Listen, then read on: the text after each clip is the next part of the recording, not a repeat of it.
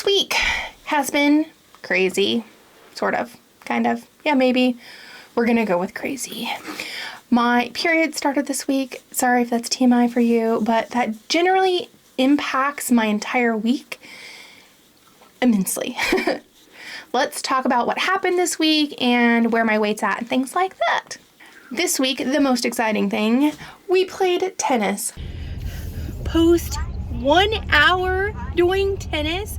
Super proud of myself. It's been how many years? Probably six, maybe 6 7. years. Probably 7 because we married 8 since we did tennis, and there's no way I could have done it for an hour non-stop. Granted, I think we spent more time picking balls up than hitting them, but we played Uber tennis. We needed an Uber to go get the tennis ball. I have not played tennis in 9 years. I remember vividly the last time we played, Scott hit the tennis ball and pegged Rosie in the head with it. We're not very good, but that's okay. We also did a little bit of hiking, walking, lots of dog walks, lots of dog training, just lots of everything this week with exercise. Taking the doggies for a doggy hike.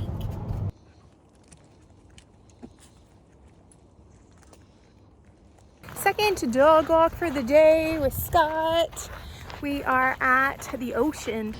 We are doing a pre-dog walk for Olive prior to dog training, so she's a bit more calm when we go later.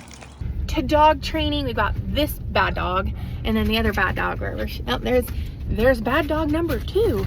Poor Annie. Oh, and bad dog, blue dog number 3. Poor Boney, and he got left at the house.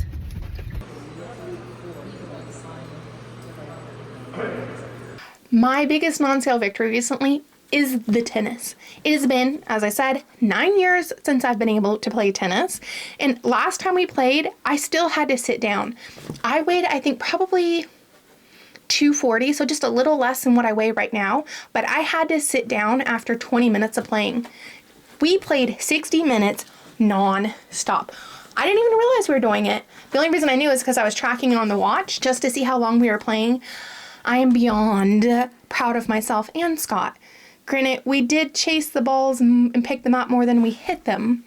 But hey, that was like some good butt exercises, glute exercises, just constantly bending down. As far as food this week, I have to say I'm very proud of myself. Normally on my periods, I have a very hard time. I get emotional is the best way to put it. Now, there's another side to that. My periods used to be very erratic. I have polycystic ovarian syndrome. I actually lost my left ovary when I was 18 because of a cyst. I've had very sporadic, extremely heavy, extremely painful periods my entire life. Now, no pain, very consistent, which I have to say I don't actually like. And my flow is much, much, much lighter. I could actually each day now to the T tell you exactly what kind of paraphernalia I need to use because I am so much more lighter than when it was before. The only thing I still experience is I still experience the hormonal changes. I mean, that's part of what having a cycle is, right? I still get down during it, and it's trying to manage that. Most of the time, I really, really struggle with not eating bad with my periods, which for the past 9 months has not gone very well. This time, though, I am very proud of myself. I usually always gain some weight on my period. I actually lost some weight this time. Granted, was it as much as I'd like? No, but at this point, I'll take whatever the heck I can get. We'll talk about my weight in just a second, though. As far as food this week, that's kind of what I started with and got sidetracked.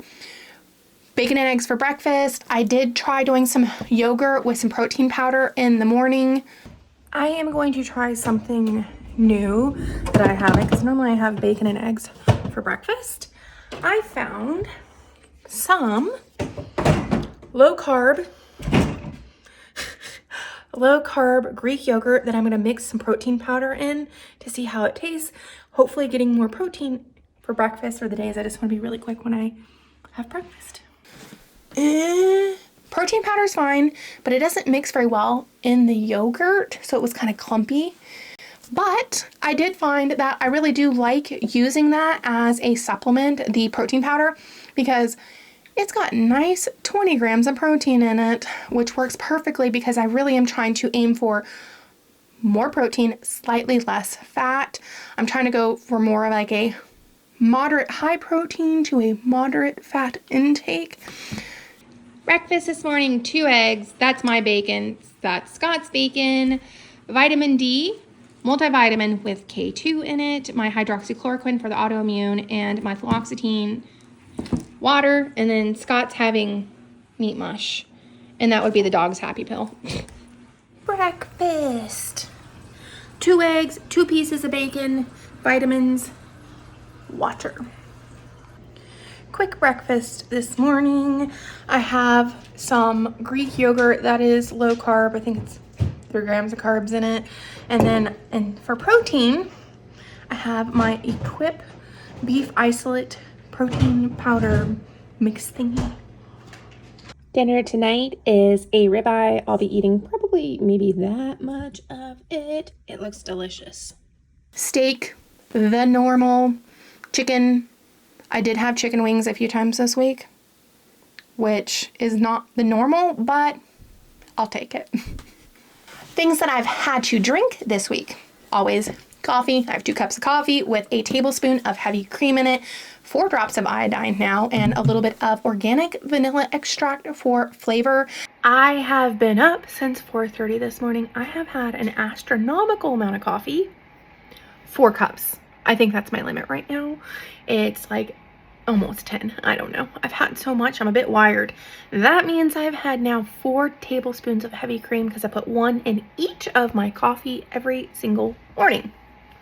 Thank you for those of you that recommended the different creamer, well, I shouldn't say creamer, but the heavy cream ideas. Scott and I actually went to Whole Foods and I found heavy cream without any carrageenan or without any of the guar gum stuff in it. It tastes so much better. The other things I drank is I tried the black cherry Zevia this week. That was very, very good. My seltzer waters, and the last thing that I drink is LMNT, who's actually the sponsor of this video. Just back from walking / dog training Olive, or maybe it was human training me. I'm gonna have some of my LMNT. This is the grapefruit. It's my favorite because I sweat, and I've been super active lately, especially doing tennis, which I've enjoyed so much. It's got sodium, magnesium, potassium in it. Also, it doesn't have any fillers, junk, or anything else like that in it. Right now, LMNT's offering an 8-pack sample pack free with any purchase. You just need to go to drinklmnt.com/carnivorousme. That's DRINKLMNT.com/carnivorousme. Now let's talk about our tiny tips for the week. I've got 2. The first one is, when we focus on something, especially trying to change habits, we focus on what we're trying to remove. It's a strong motivator that we want to remove bad habits out of our life. But how many times have you, and I'm in this camp too, said, I want to stop eating sugar. And the next thing is all you can think about is sugar or whatever you're trying to eliminate out of your diet. So the tiny tip is focus on habits around a bad habit, but not the bad habit itself. I know that can sound a little crazy, but if we can generate good habits adjacent to a bad habit, what'll happen is the good habit will slowly push the bad habit out of the way, and we don't even ever have to truly face that head on. Here's a good example. Let's say you have a Starbucks Frappuccino habit in the morning and you get one every single day. Instead of focusing on, I'm not going to have that Frappuccino in the morning, how about we develop a habit, something like, after I finish brushing my teeth, I will go turn the coffee pot on and make coffee. This is focusing on making the coffee, not focusing on not getting something. We want what we can't have. Focusing on I can't have that really does kind of create this perseverating thought in our mind of I gotta have it, I gotta have it, I gotta have it. By making coffee at home and just making the habit about making your own coffee, you circumvent having to remove that bad habit with just creating a good habit of making your own coffee. The second tiny tip I have for you is probably honestly the most important one I could ever share. The tiny habits are really, really valuable, but the most important part about them is the celebration. I don't care if you fist bump, raise your arm, dance, whatever you want to do. That doesn't actually matter. What matters is how you feel inside immediately after completing the tiny habit.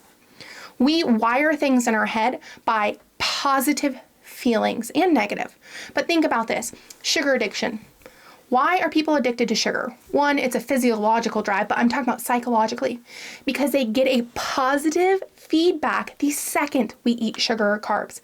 Instantly, we get that nice dopamine hit. So then we're stressed again, or same situation happens later in the future. The brain's like, hey, I had that sugar in this kind of situation and it felt good. Let's do that again. We are tapping into that mechanism by using that. You do your tiny habit and you celebrate and you feel good. Like, yes, give yourself that dopamine hit. It helps us wire in those habits much, much faster. The second part to that is we change best by feeling good about ourselves, not bad. The celebration helps build ourselves up. Through the coaching that I've been doing, I've actually come across handfuls of people, and I'm actually in this group too, that really struggle with the celebration part of the tiny habits. Why? It's like, I don't feel like I'm good enough, or I feel like this should just be the bottom line. Every adult should be doing this, and I'm not doing it, so why should I be proud of myself? Don't feel that way, because one, I can tell you our brains think everybody else is doing things properly. They're not. I've been in so many people's houses. Trust me, their house is as much of a mess yours is as mine is as the next person's. Okay. We consider it standard expected behavior of an adult. It's not. That's just our brains saying everybody else is better than us. They are not. We are all human. We all make mistakes. Make sure you celebrate. And again, you don't have to physically do anything. It's just feel that pride. I did what I said I was going to do. That is literally like laying the first brick of a foundation for a house. And that's what tiny habits do. We are laying the foundation of trust to ourselves that we are going to do what we say we're going to do for ourselves. Let's talk about weight. Finally, this week, I lost a pound. Normally I gain 5 pounds. Granted, most of it's probably fluid, but that's okay. I am super proud of this. I will take not gaining any weight on my period as a win, considering the past months I've struggled, or 9 months that I've struggled with this. Also, here's the thing is when we are on our cycle, we retain fluid. Did I probably lose more? Yeah, but here's the thing. I don't really care right now. What I'm happy about is that I feel good, that I feel like I'm moving forward, even if it's not at a pace that I would love for it to be. I'm coming to realize that things are going to move how they're going to move, and me getting frustrated at myself and irritated doesn't help. It actually slows things down. So if you're along that path, I know it can be really hard and it can be a struggle, but learning to love ourselves, that our bodies went through a lot. My body has been through so much, 360 pounds. I've been doing things that I just keep reflecting on, like, I couldn't do that at 360 pounds. Well, I couldn't do that at 360 pounds. Playing tennis for 60 minutes. We probably could have gone longer. Carrying my nephew for almost 2 hours in a carrier for 2 hours with sitting down once. These are things I could have never, ever done. And it still is astonishing to me how amazing our bodies are. So let's forgive ourselves for the choices that we made in the past. We can't even call them bad. They're just choices. And learn to love ourselves in the miraculousness, is that a word? We're going to go with it. That is our body. I appreciate you so very much. Thank you for taking the time to listen. I hope you got something out of this. Please don't forget to like, comment, subscribe so we can help reach other people that are struggling and suffering. I shall see you guys in the next video. Bye. Scott wanted to share his dad joke, and he's just a dad, dad. Yeah, he's a dog dad. I am a human dad in training. The dogs are training him for a human child. And Scott's joke was, we're playing Uber tennis. You need an Uber to go pick up the balls because they're just going everywhere. oh, Lordy. I have been up since 4:30 this morning. I have had an An Astronomical. That's pretty close to astronomical. What was it? We're now having the Annie take over the director position, or she's assistant director. Or was Olive assistant director the entire time and Annie was just being nice when she's the director? Who knows? The conundrums in this house. Meet our very good director that happens to fall asleep quite frequently on the job, but we can't seem to fire her. She's union. We currently have the director of directors here. It's been quite quiet though. And it hasn't fallen asleep on the job either. The other one just quit. Actually, the other one just kind of laid down to go. I don't know where it went.